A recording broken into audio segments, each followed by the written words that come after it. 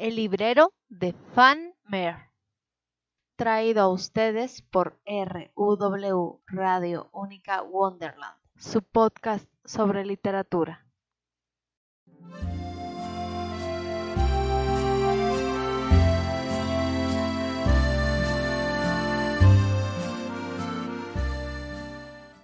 El futuro en los libros. En esta ocasión continuaremos con las historias sobre distopías y realidades futuristas. Como ya lo saben, son escritos por mujeres para que aquellos que aún no eligen un libro para leer este mes tengan opciones de sobra. Continuamos con el programa.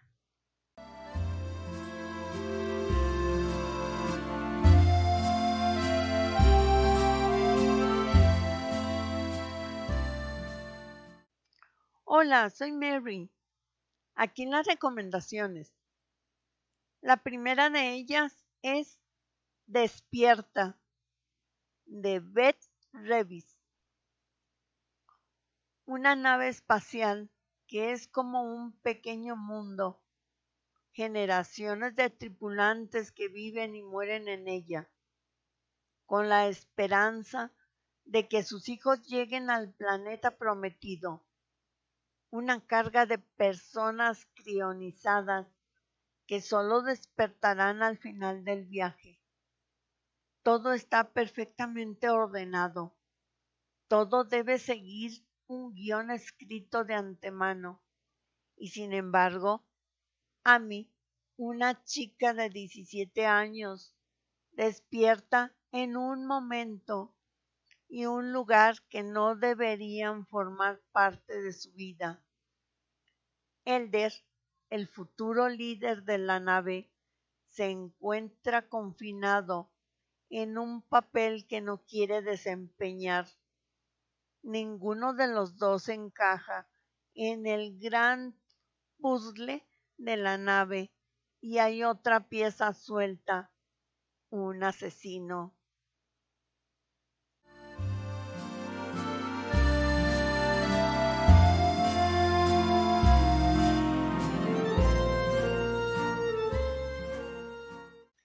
La siguiente recomendación es Voz, de Cristina Dalcher. 100 al día, ni una más.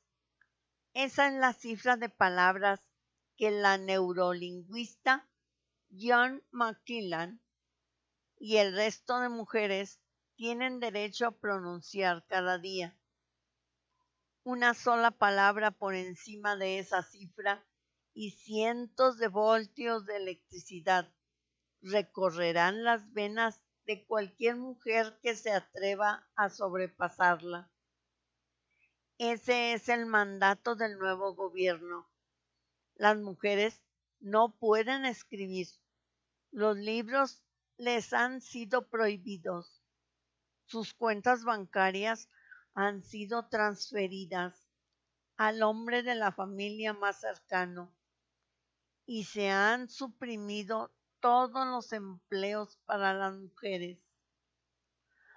Pero cuando el hermano del presidente sufre un extraño ataque, a John le devuelven temporalmente el derecho a trabajar y a hablar más de 100 palabras al día, con el objetivo de que continúe investigando la cura de la afasia, un extraño trastorno de una parte del cerebro que controla el lenguaje. Pronto, John descubrirá que la están utilizando y que ha pasado sin saberlo a formar parte de un plan mucho más grande.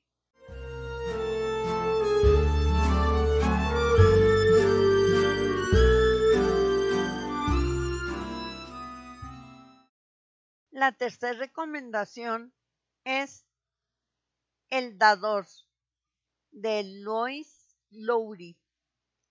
Un mundo futuro en el que se ha conseguido la igualdad total. En la ceremonia anual de cada mes de diciembre se celebra el paso de todos los niños a un nivel superior. Los 11 pasan a 12 y reciben sus asignaciones vitalicias. Después de dar a cada uno las gracias por su infancia, el comité de ancianos asigna, de acuerdo con las capacidades y gustos, la misión más apropiada para cada chico. Jonás recibe, sin embargo, una misión no común: ser el próximo receptor de memoria de la comunidad. Con este fin, inicia un aprendizaje doloroso y distinto, en el que le indican que si la libertad asusta, es verdad que hay que proteger a la gente de la posibilidad de escoger mal.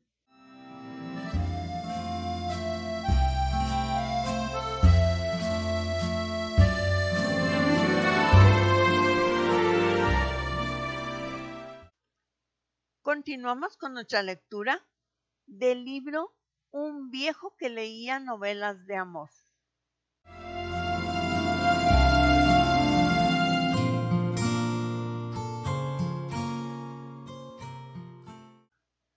A tientas buscó la cabeza del reptil y, sintiendo que se le iba la vida, marchó en pos de un caserío suar. Los indígenas lo vieron venir tambaleándose. Ya no conseguía hablar, pues la lengua, los miembros, todo el cuerpo estaba hinchado de forma desmesurada. Parecía que iba a reventar de un momento a otro, y alcanzó a enseñar la cabeza del reptil antes de perder el conocimiento. Despertó pasados varios días con el cuerpo todavía hinchado y tiritando de pies a cabeza cuando lo abandonaban las fiebres. Un brujo suar le devolvió la salud en un lento proceso curativo. Brebajes de hierbas lo aliviaron del veneno. Baños de ceniza fría atenuaron las fiebres y las pesadillas, y una dieta de sesos, hígados y riñones de mono le permitió caminar al cabo de 3 semanas. Durante la convalecencia le prohibieron alejarse del caserío y las mujeres se mostraron rigurosas con el tratamiento para lavar el cuerpo. Todavía tienes veneno dentro, tienes que botar la mayor parte y dejar solo la porción que te defenderá de nuevas mordeduras. Lo atosigaban con frutos jugosos, aguas de hierbas y otros brebajes, hasta hacerle orinar cuando ya no lo deseaba.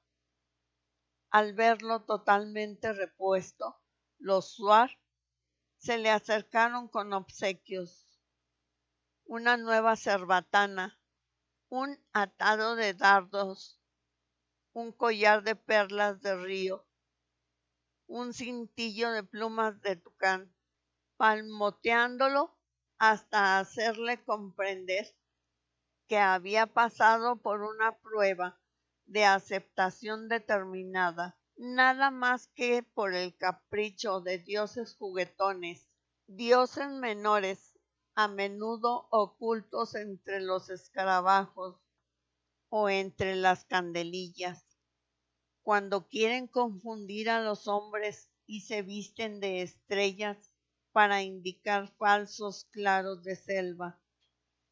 Sin dejar de homenajearlo, le pintaron el cuerpo con los colores tornasolados de la boa y le pidieron que danzara con ellos.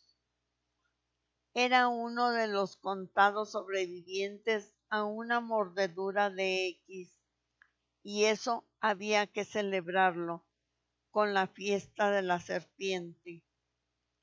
Al final de la celebración, bebió por primera vez la natema, el dulce licor alucinógeno preparado con raíces hervidas de ayahuasca, y en el sueño alucinado se vio a sí mismo como parte innegable de esos lugares en perpetuo cambio, como un pelo más de aquel infinito cuerpo verde, pensando y sintiendo como un suar, y se descubrió de pronto vistiendo los atuendos del cazador experto, siguiendo huellas de un animal inexplicable, sin forma ni tamaño, sin olor y sin sonidos, pero dotado de dos brillantes ojos amarillos. Fue una señal indescifrable que le ordenó quedarse y así lo hizo. Más tarde tomó un compadre, Nuxiño, un suar llegado también de lejos, tanto que la descripción de su lugar de origen se extraviaba entre los ríos afluentes del Gran Marañón. Nuxiño llegó un día con una herida de bala en la espalda, recuerdo de una expedición civilizadora de los militares peruanos. Llegó sin conocimiento y casi desangrado, luego de penosos días de navegación a la deriva. Los Suar de Zumbi lo curaron y una vez repuesto le permitieron quedarse, pues la hermandad de sangre así lo permitía. Juntos recorrían la espesura. Nuxiño era fuerte, dotado de una cintura estrecha y anchos hombros, nadaba desafiando a los delfines del río y estaba siempre de excelente humor. Se le veía rastreando una presa grande, meditando acerca del color de las boñigas dejadas por el animal, y al estar seguros de tenerlo, Antonio José Bolívar esperaba en un claro de selva, mientras Nuxiño sacaba a la presa de la espesura, obligándola a marchar al encuentro del dardo envenenado. A veces cazaban algún zaino para los colonos y el dinero que recibían de ellos no tenía otro valor que el de cambio por un machete nuevo o por un costal de sal. Cuando no cazaba en compañía del compadre Nuxiño, se dedicaba a rastrear serpientes venenosas. Sabía rodearlas, silbando un tono agudo que las desorientaba hasta acercarse a ellas, hasta tenerlas frente a frente. Ahí repetía con un brazo los movimientos del reptil hasta confundirlo, hasta pasar de la repetición a efectuar él los movimientos que el reptil repetía hipnotizado. Entonces el otro brazo actuaba certero, la mano cogía por el cuello a la sorprendida serpiente y la obligaba a soltar todas las gotas de veneno, enterrando los colmillos en el borde de una calabaza hueca. Caída la última gotita, el reptil aflojaba sus anillos, sin fuerzas para seguir odiando, o entendiendo que su odio era inútil, y Antonio José Bolívar lo arrojaba con desprecio entre el follaje. Pagaban bien por el veneno. Cada medio año aparecía el agente de un laboratorio, donde preparaban suero antiofídico, a comprar los frascos mortales. Algunas veces el reptil resultó ser más rápido, pero no le importó. Sabía que se hincharía como un sapo y que deliraría de fiebres unos días, pero luego vendría el momento del desquite.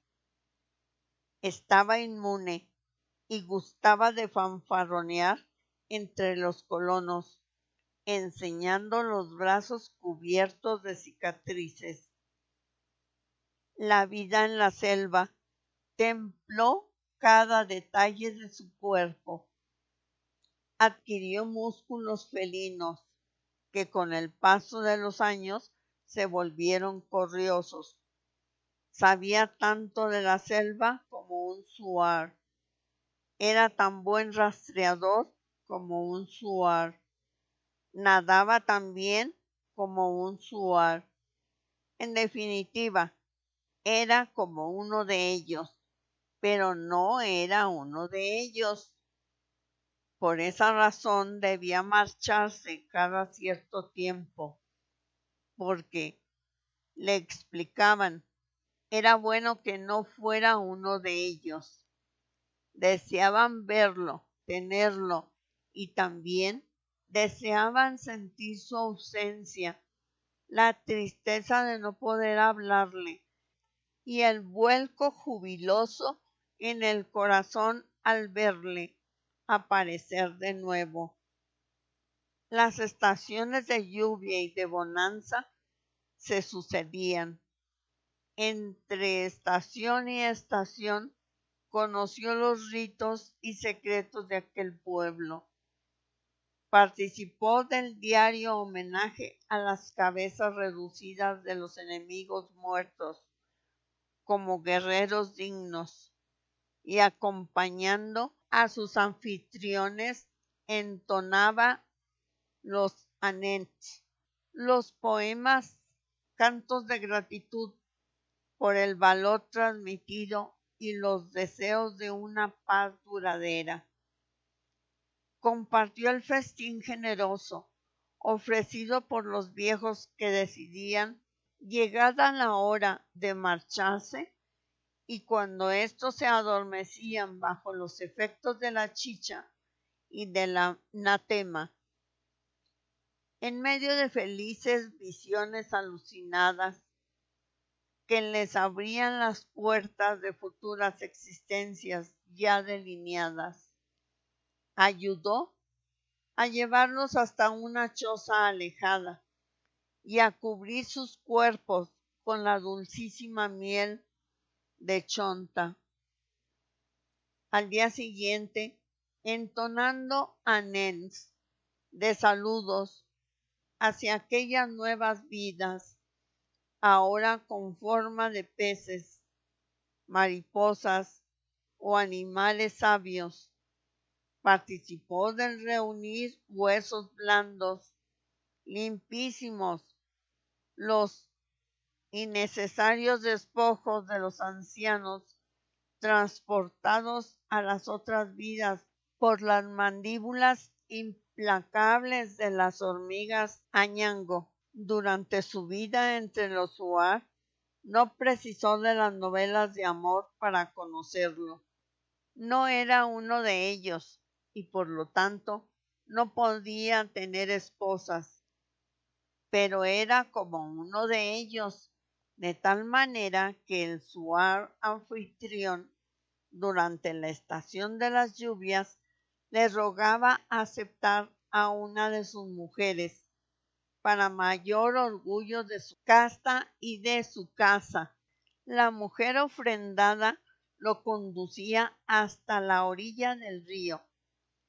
Ahí, entonando anens, lo lavaba, adornaba y perfumaba, para regresar a la choza a retozar sobre una estera, con los pies en alto, suavemente entibiados por una fogata, sin dejar en ningún momento de entonar anens, poemas nasales que describían la belleza de sus cuerpos y la alegría del placer aumentado infinitamente por la magia de la descripción.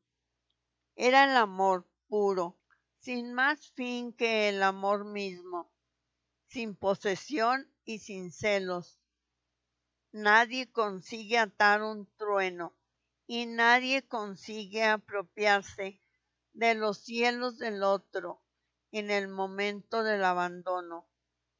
Así le explicó una vez el compadre Nuchiño, viendo pasar el río Nangaritza. Hubiera podido pensar que el tiempo esquivaba aquel rincón amazónico, pero las aves sabían que poderosas lenguas avanzaban desde occidente, hurgando en el cuerpo de la selva. Enormes máquinas abrían caminos y los Shuar aumentaron su movilidad. Ya no permanecían los 3 años acostumbrados en un mismo lugar, para luego desplazarse y permitir la recuperación de la naturaleza. Entre estación y estación cargaban con sus chozas y los huesos de sus muertos, alejándose de los extraños que aparecían ocupando las riberas del Nangaritza. Llegaban más colonos, ahora llamados con promesas de desarrollo, ganadero y maderero. Con ellos llegaba también el alcohol desprovisto de ritual y por ende la degeneración de los más débiles. Y sobre todo, aumentaba la peste de los buscadores de oro, individuos sin escrúpulos, venidos desde todos los confines, sin otro norte que una riqueza rápida. Los Shuar se movían hacia el oriente, buscando la intimidad de las selvas impenetrables. Una mañana, Antonio José Bolívar descubrió que envejecía al errar un tiro de cerbatana. También le llegaba el momento de marcharse. Tomó la decisión de instalarse en el idilio y vivir de la caza. Se sabía incapaz de determinar el instante de su propia muerte y dejarse devorar por las hormigas. Además, si lo conseguía, sería una ceremonia triste. Él era como ellos, pero no uno de ellos, así que no tendría ni fiesta ni lejanía alucinada. Un día, entregado a la construcción de una canoa resistente, definitiva, escuchó el estampido proveniente de un brazo de río, la señal que habría de precipitar su partida. Corrió al lugar de la explosión y encontró a un grupo de Shuar llorando. Le indicaron la masa de peces muertos en la superficie y al grupo de extraños que desde la playa les apuntaban con armas de fuego. Era un grupo integrado por 5 aventureros, quienes, para ganar una vía de corriente, habían volado con dinamita el dique de contención donde desovaban los peces. Todo ocurrió muy rápido. Los blancos, nerviosos ante la llegada de más Shuar, dispararon, alcanzando a 2 indígenas. y emprendieron la fuga en su embarcación. Él supo que los blancos estaban perdidos. Los Huar tomaron un atajo, los esperaron en un paso estrecho y desde ahí fueron presas fáciles para los dardos envenenados. Uno de ellos, sin embargo, consiguió saltar, nadó hasta la orilla opuesta y se perdió en la espesura. Recién entonces se preocupó de los Huar caídos. Uno había muerto con la cabeza destrozada por la perdigonada a corta distancia y el otro agonizaba con el pecho abierto. Era su compadre Nucinho. Mala manera de marcharse, musitó en una mueca de dolor Nucinho y con mano temblorosa le indicó su calabaza de curare. No me iré tranquilo, compadre. Andaré como un triste pájaro ciego, a choques con los árboles, mientras su cabeza no cuelgue de una rama seca. Ayúdame, compadre. Los Huar lo rodearon. Él conocía las costumbres de los blancos y las débiles palabras de Nucinho le decían que llegaba el momento de pagar la deuda contraída cuando lo salvaron, luego de la mordedura de la serpiente.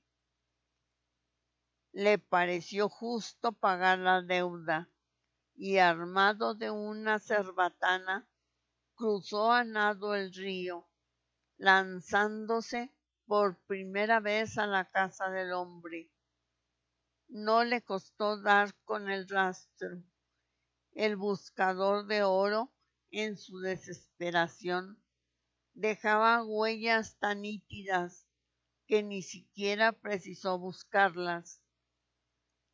A los pocos minutos lo encontró aterrorizado frente a una boa dormida. ¿Por qué lo hicieron? ¿Por qué dispararon? El hombre le apuntó con su escopeta. Los jíbaros. ¿Dónde están los jíbaros? Al otro lado, no te siguen. Aliviado, el buscador de oro bajó el arma y él aprovechó la situación para acertarle un golpe con la cerbatana.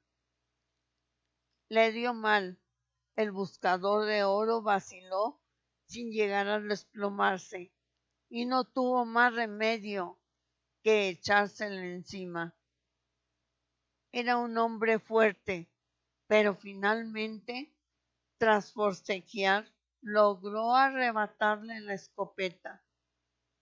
Nunca antes tuvo un arma de fuego en sus manos, pero al ver cómo el hombre echaba mano al machete, intuyó el lugar preciso donde debía poner el dedo y la detonación provocó un revoloteo de pájaros asustados. Asombrado ante la potencia del disparo, se acercó al hombre. Había recibido la doble perdigonada en pleno vientre y se revolcaba de dolor. Sin hacer caso de los alaridos, le ató por los tobillos, lo arrastró hasta la orilla del río y al dar las primeras brazadas sintió que el infeliz ya estaba muerto.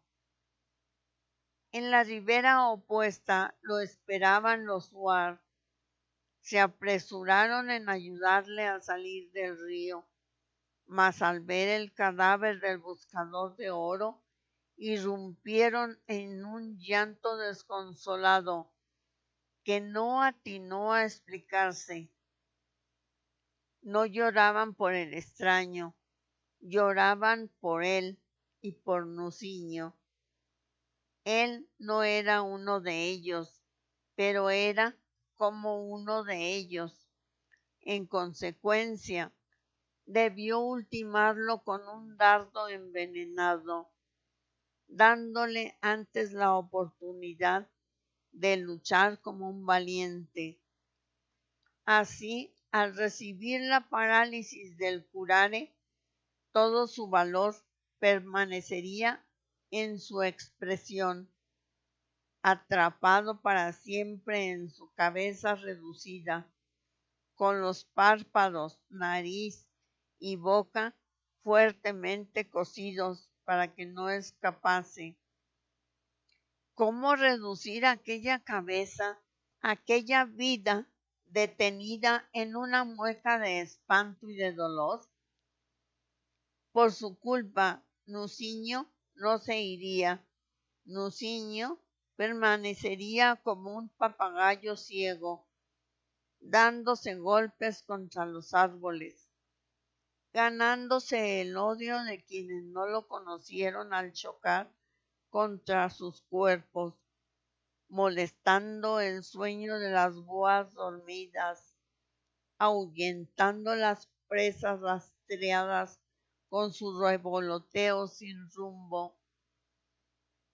Se había deshonrado y al hacerlo era responsable de la eterna desdicha de su compadre. Sin dejar de llorar, le entregaron la mejor canoa. Sin dejar de llorar, lo abrazaron, le entregaron provisiones y le dijeron que desde ese momento no era más bienvenido. Podría pasar por los caseríos Suar, pero no tenía derecho a detenerse. Los Suar empujaron la canoa y enseguida borraron sus huellas de la playa.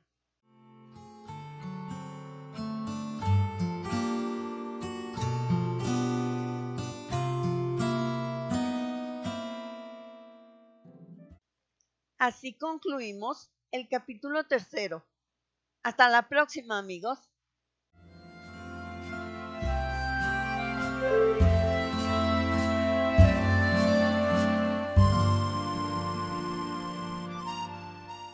Ha sido un placer estar otra vez con ustedes. Suscríbanse, esperamos sus comentarios. No olviden contarnos qué están leyendo y unirse a nuestro grupo oficial de Facebook, donde podrán presumir sus lecturas, charlar y enterarse antes que nadie de las novedades.